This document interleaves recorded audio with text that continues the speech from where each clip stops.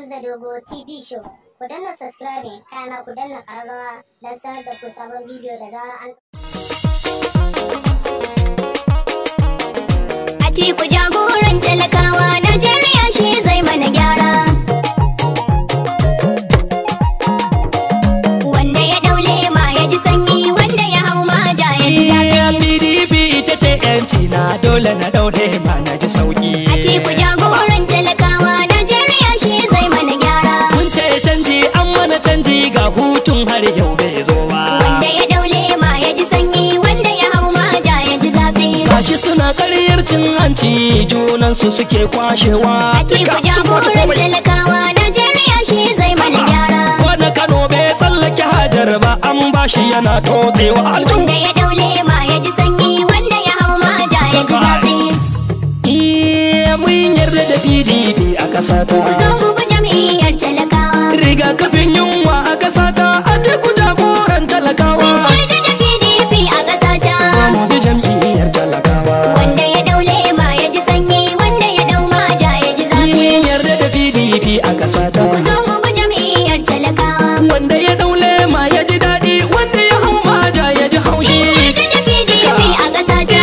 Mu shige lema mu ji daɗi. Wanda ya daule ma ya ji sanyi, wanda ya dau ma ja ya ji zafi. Da mare da sunan sarki Allah, wanda ya yo ɗan adam mai rauni. Wanda ya daule ma ya ji sanyi, wanda ya hau ma ja ya ji zafi. Ya kuba in zan rerun waka, dole ne in ɗauki ma'auni. Rigakafin yunwa a ƙasa ta, Atiku jagoran talakawa. Kara salatin nan Abdallah, wanda shi san ba shi da rauni. Wanda ya daule ma ya ji sanyi, wanda ya hau ma ja ya ji zafi.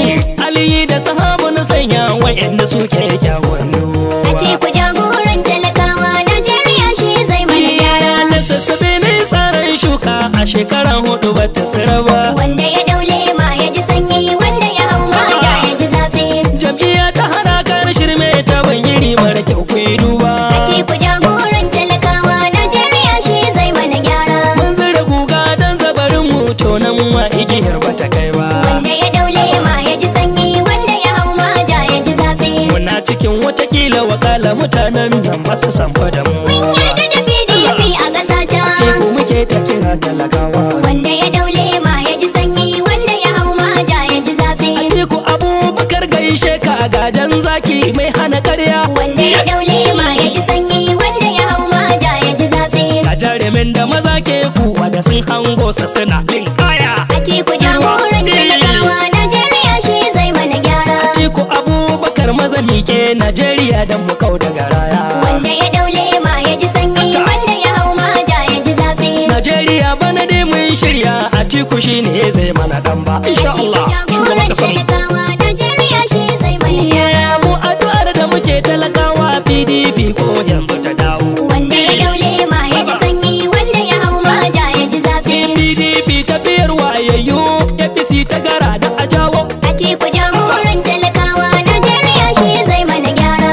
Aika aika ake ba aiki, kaga ashe mun zaɓi a shawo. Wanda ya daule ma ya ji sanyi, wanda ya hau ma ja ya ji zafi. Mun yi gini mun lullube kwano, su kuwa kolin ta ba su kai ba. Rigakafin yunwa a ƙasa ta, Atiku jagoran talakawa. Tsarin da muke kai yanzu, to a cikinsa akwai sambatsi. Wanda ya daule ma ya ji sanyi, wanda ya hau ma ja ya ji zafi.